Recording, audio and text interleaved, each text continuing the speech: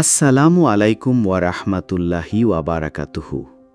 প্রিয় দর্শক বন্ধুরা, আশা করি সবাই ভালো আছেন, সুস্থ আছেন আর আল্লাহর রহমত ও ভালোবাসায় জীবন কাটাচ্ছেন। আজকের আলোচনায় আমরা জানব একজন মহান ওলির জীবনী, যিনি শুধু একজন সাধক নন, বরং ছিলেন আত্মশুদ্ধির প্রতীক, আল্লাহর এক নিবেদিত প্রাণ। বাংলাদেশের দক্ষিণ পূর্বাঞ্চলের চট্টগ্রাম অঞ্চল শুধু পাহাড় আর সমুদ্রের জন্য নয়, বরং ইসলামের আলো ছড়ানো বহু বুজুর্গ ও আউলিয়ার জন্য বিখ্যাত। এ অঞ্চলকে বলা হয় অলি আউলিয়ার ঘাঁটি। চট্টগ্রামে আশ্রয় নিয়েছেন বহু আল্লাহওয়ালা বান্দা, যাদের জীবনী এখনও মানুষকে আলো ছড়ায়, শান্তি দেয়। তাদের মধ্যে একজন হলেন হযরত বায়েজিদ বোস্তামি রহমতুল্লাহি আলাইহি। হযরত বায়েজিদ বোস্তামি রহমতুল্লাহি আলাইহি জন্মগ্রহণ করেন ১৮৮ হিজরি বা ৮০৪ খ্রিস্টাব্দে পারস্যের খোরাসানের বিস্তাম নামক স্থানে। বিস্তাম হচ্ছে উত্তর পূর্ব ইরানের সেমনান প্রদেশের একটি ছোট শহর, যা প্রাচীন পারস্যের খোরাসান অঞ্চল ছিল। ওনার পূর্ণ নাম ছিল আবু ইয়াজিদ তায়েথুর ইবনে ঈসা ইবনে আদাম বোস্তামি। ওনার পরিবার ছিল ধর্মপরায়ণ ও আত্মনিবেদিত। বিশেষ করে তার মা ছিলেন অত্যন্ত পরহেজগার এক নারী, যার দোয়া ও আল্লাহভীতি ছিল তার জীবনের চালিকা শক্তি। হযরত বায়েজিদ বোস্তামি রহমতুল্লাহ আলাইহি তিনি শৈশব থেকেই কুরআন, হাদিস, তাফসির ইত্যাদি ইসলামিক জ্ঞান অর্জনে মনোনিবেশ করেন। ওনার অন্যতম শিক্ষক ছিলেন হযরত ইবনে খাররাজ রহমতুল্লাহি আলাইহি। শুধু কেবল বাইরের জ্ঞানই নয়, তিনি খুঁজতেন আত্মার শুদ্ধি, আল্লাহর নৈকট্য, আর সেই পথই হল তাসাউফ বা সুফিবাদ। এই পথেই তিনি নিজেকে বিলিয়ে দেন। ওনার জীবন ছিল অলৌকিক কিরামতের এক মাইল ফলক।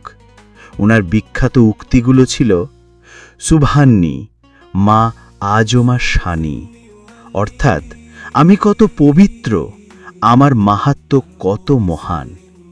এই কথাটি অহংকার থেকে নয়, বরং আল্লাহর তাজাল্লির মাঝে নিজেকে হারিয়ে ফেলার বহিঃপ্রকাশ। তাহার প্রসিদ্ধ কেরামতগুলো হল পানির ওপর হাঁটা, ৩ দিন ৩ রাত ধ্যানস্থ থাকা, পশু পাখির ভাষা বোঝা, অলৌকিকভাবে স্থান পরিবর্তন, আত্মার এমন উচ্চতর অবস্থায় পৌঁছানো যেখানে নিজের অস্তিত্ব বিলীন হয়ে গিয়েছিল আল্লাহর প্রেমে। তার শারীরিক কবর পারস্যের বিস্তামে হলেও তার রুহানিয়াত বা আত্মিক উপস্থিতি ছড়িয়ে পড়েছিল দিক বিদিকে। বিশ্বাস করা হয় ওনার রুহানিয়াত অলৌকিকভাবে পৌঁছেছে চট্টগ্রামের পাহাড়ি অঞ্চলে। সেখানেই গড়ে উঠেছে বায়েজিদ বোস্তামি রহমতুল্লাহি আলাইহের মাজার। মাজারটির পাশে রয়েছে একটি রহস্যময় পুকুর, যেখানে শত শত বিরল প্রজাতির কচ্ছপ বসবাস করে।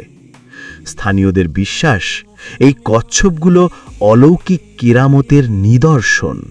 হযরত বায়েজিদ বোস্তামি রহমতুল্লাহি আলাইহি মানুষকে শিখিয়েছেন আত্মশুদ্ধি, বিনয় ও আল্লাহভীতি। তিনি বলতেন, আল্লাহকে পাওয়ার জন্য আত্মাকে দুনিয়ার মোহ থেকে মুক্ত করতে হবে। তার শিক্ষা ছিল দুনিয়া বিমুখ, আত্মনিয়ন্ত্রণ, গভীর জিকির, আল্লাহর প্রেমে হারিয়ে যাওয়া।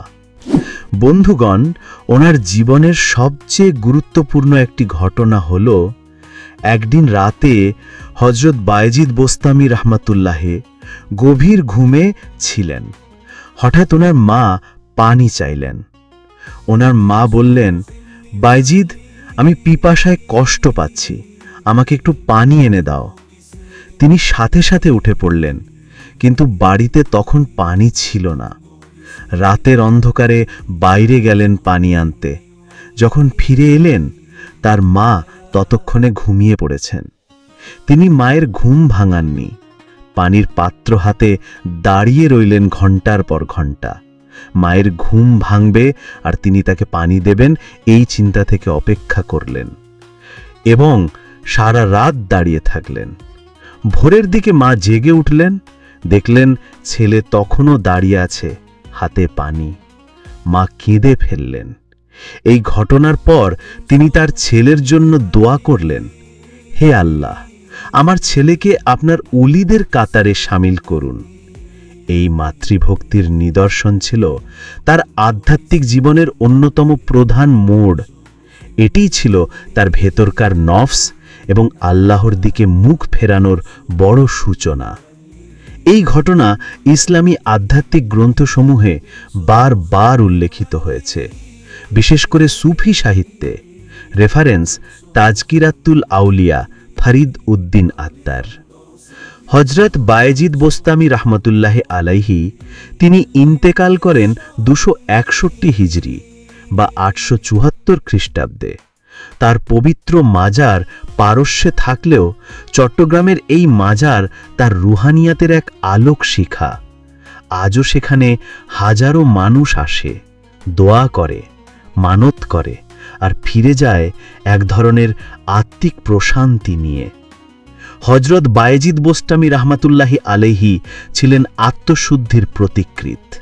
তিনি নিজেকে বিলিয়ে দিয়েছিলেন আল্লাহর প্রেমে, শিখিয়েছেন কিভাবে আল্লাহর নৈকট্য পাওয়া যায় এবং আত্মার দরজা খুলে। তার জীবন আজও অনুপ্রেরণা হাজারো ভক্ত অনুগামীর কাছে। তিনি ছিলেন এক সোনালী দীপ্তি, এক আধ্যাত্মিক বাতিঘর, যার আলো ছড়িয়ে পড়ছে আজও বিশ্বজুড়ে, বিশেষ করে চট্টগ্রামের বুকে। আল্লাহ যেন আমাদেরকে তার প্রিয় বান্দাদের পথ অনুসরণ করার তৌফিক দান করেন। আমিন।